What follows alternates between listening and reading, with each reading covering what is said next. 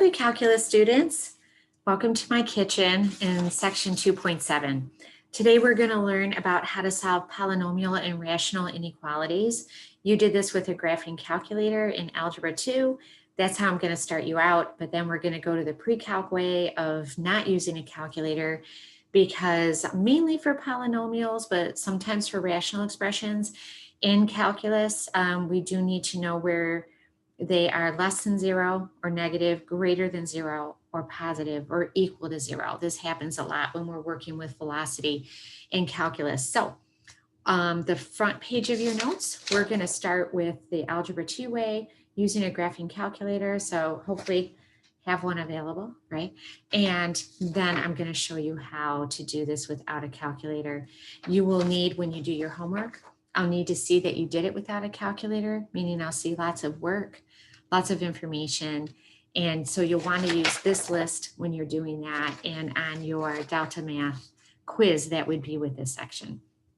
All right, so let me share my screen and let's get started with our notes. So what we're first going to do is solve a polynomial inequality, and that would be y equals x squared plus 4x minus 5. I've got that on the calculator. Here we go. Got it on the calculator.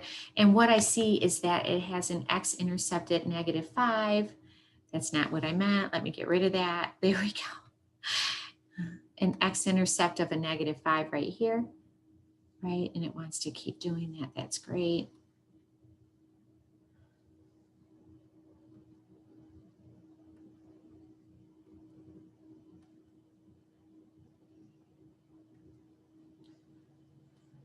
Let's see if I can try this again. Okay, an x-intercept of a -5. There we go. Sorry to keep you waiting. And an x-intercept of 1. And it does go below. I don't need the vertex exactly, and I'm going to try to draw my best through the x-intercept of -5 and through 1. There we go. Not beautiful, but we'll write a -5 there and a 1. So if I asked you at which x values are the zeros located, you would tell me -5 and 1, because you can see from your graph. If I asked you on B, which x intervals are on which x intervals are the values of the function negative, meaning below the x-axis, you would tell me down here, right? For each one of these xy points, you would tell me that the y is negative, right? And those are x's in between -5 and 1, not including, because we already said that it's 1 at 0 at -5 and 1, right? Not negative. In interval notation, that would be -5, comma 1, lowest value, highest value with parentheses. C, on which x intervals are the values of the function positive?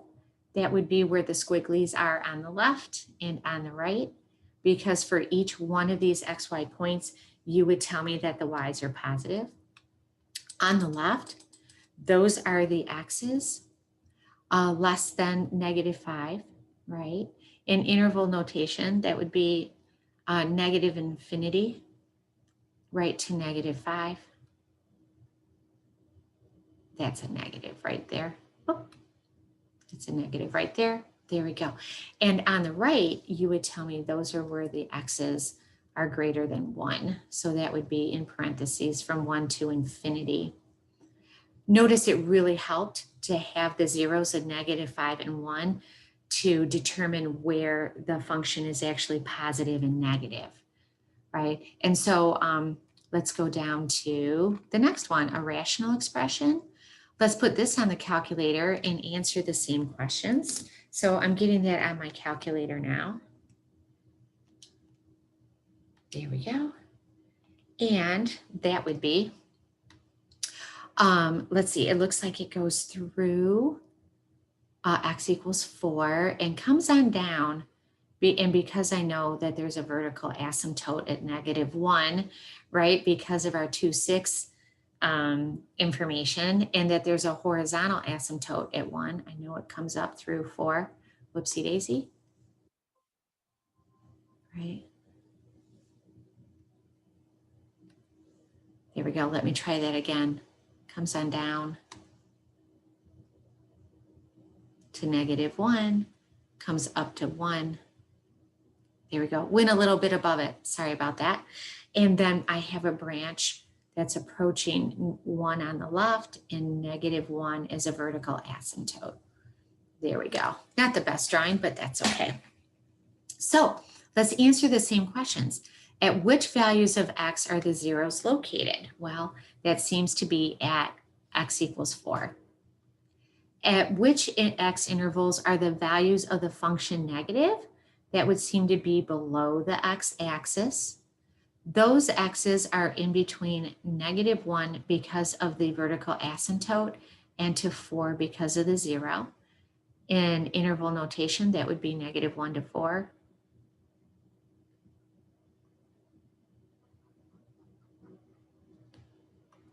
There we go. -1 to 4. There we go. On which x intervals are the values of the function positive? That would be in the squiggly on the left and the squiggly on the right. On the left, those are the x's less than -1. In set notation, in interval notation, that's -infinity to -1. And those are the x's greater than 4 on the right, and that would be 4 to infinity. So how do we answer where functions are positive or negative or 0 on our own without a calculator? Here we go. Again, here's the steps that we talked about that will be really useful for your homework. I have to see a lot of detail, and for your quizzes. So the first thing we're going to do is compare the inequality to 0 if it is not, right? Because then we're just working with, is the function positive or negative, instead of comparing it to another constant. We will then factor or simplify. This will help us find where denominators are 0 and where the function is 0. On 3C, find x values where the denominator, if it exists, equals 0. If there's no denominator, you can skip this step. Because denominators can't be 0, we will draw a number line and mark the x value that makes the denominator 0 with a dashed line. That is meant to indicate to us, kind of like a vertical asymptote, that value, that x may be included in the be part of the solution, but not included in the answer, meaning less than or greater than, but not equal to. Okay, I'll put that right there, not equal to.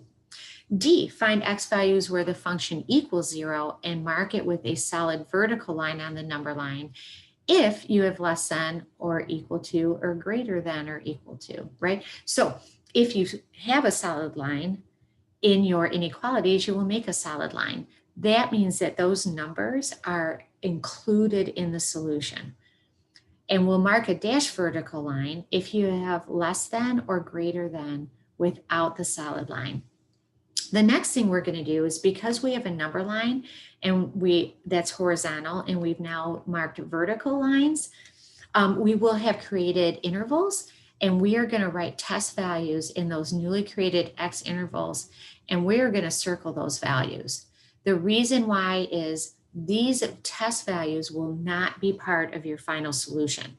The test values, there's an infinite number of test values you could pick, everyone in the class. As long as they are picking test values within their interval, they can pick different ones, every single person in the class, to test and get the right answer. So the test values will not be used in the answer. It will help us get the correct answer.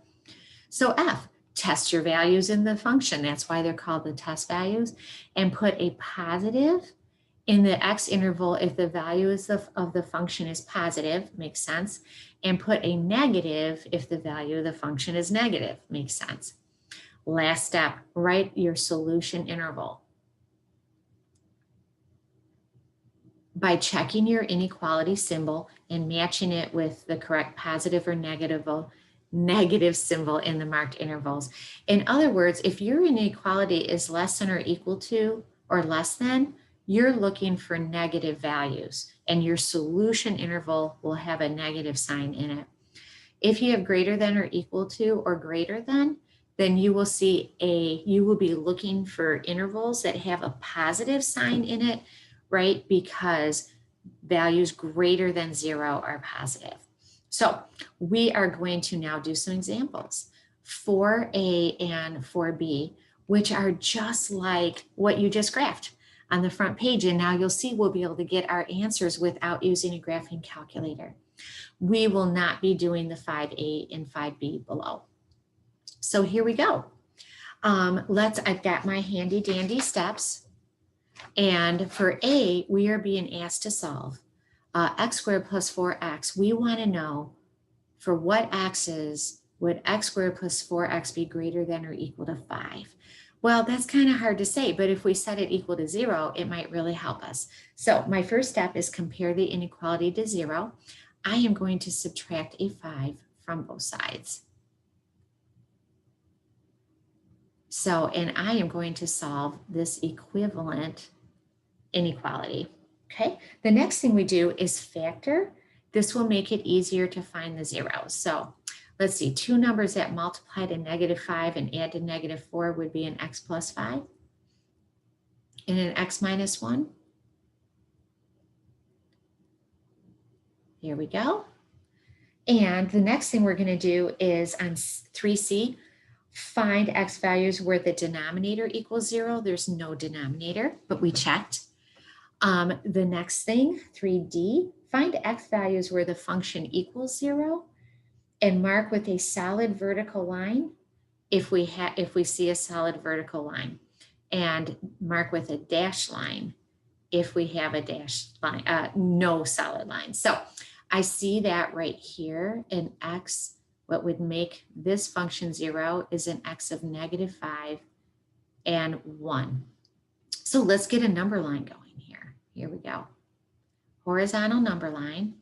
Now, all I need are the numbers that you see here. I know you know where the other numbers are in a number line, right? So here is -5, right? Oh, that's a 5. That's good enough. And here's a 1. I am going to mark with solid lines on the 1 that was supposed to be on the 1. So funny. That's a solid line on the 1 and on the -5. This will remind me in my answer to include a solid line or a bracket. Okay, let's see if I can give you that -5 back. Okay, I have 1, 2, 3 intervals on the left, the middle, and the right. So step 3E is to write test values. So in the interval on the left, these are all the x's less than -5, right? So let's pick -6.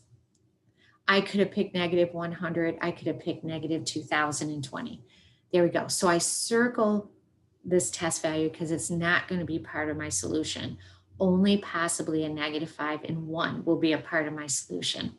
Middle interval, -5 and a 1. How about a 0? Zeros are easy. Again, I could have picked a -4, -3, -2. You know how it goes. On the interval on the right, this is all the numbers greater than 1. Let's pick a 2. Okay, now we test our values. It's definitely easier to test your values in the factored form. So I'm going to put a -6, there we go, into the factored form. When I put a -6 in for x plus 5, I get a negative. When I put a -6 in, -6 minus 1 is also negative, and I get a positive. I'm going to circle that. Okay, test value of 0. 0 plus 5 is positive. And when I put a 0 in for x minus 1, I get a negative, and I get a negative out because a positive times a negative is a negative. When I put a 2 in, 2 plus 5 is positive. When I put a 2 in to 2 minus 1 is also positive, and I get a positive out. Now, what I want to point out to you is that this inequality, x squared plus 4x minus 5 greater than or equal to 0, you graphed in the first graph on the front page, correct? Right? Did you notice that it's the same? And when you do a zoom 6, take a look. On my number line, all I've done is made my own calculator screen.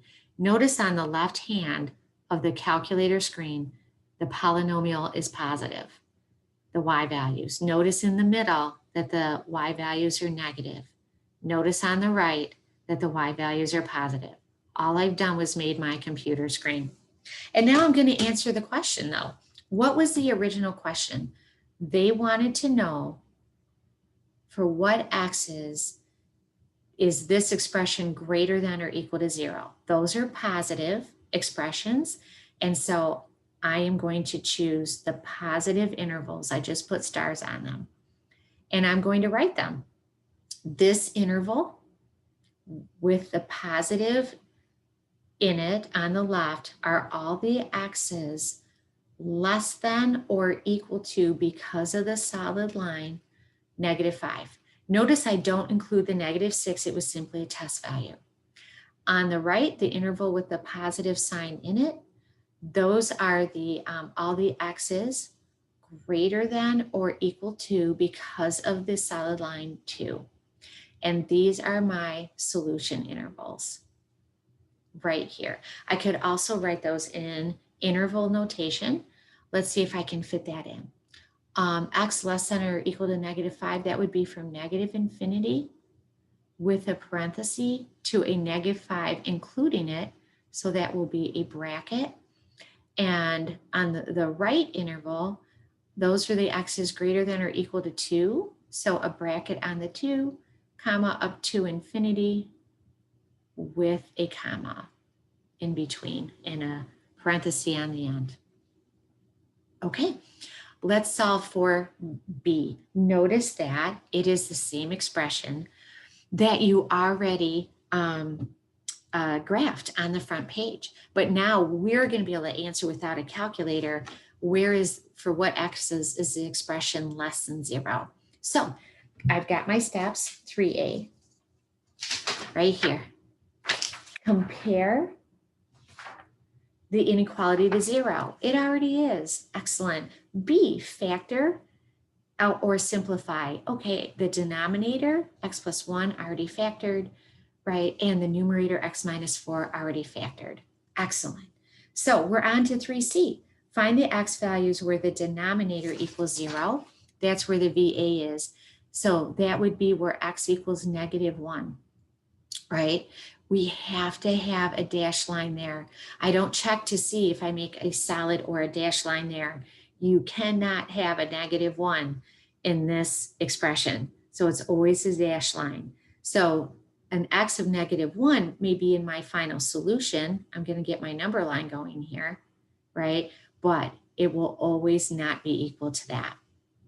Now, 3D, find x values where the function equals 0. Well, you know, this is a fraction. The only place where a fraction equals 0 is when the numerator is. So that will be at x equals 4 is where this expression equals 0. I will also have a dashed line there because my inequality does not have a solid line.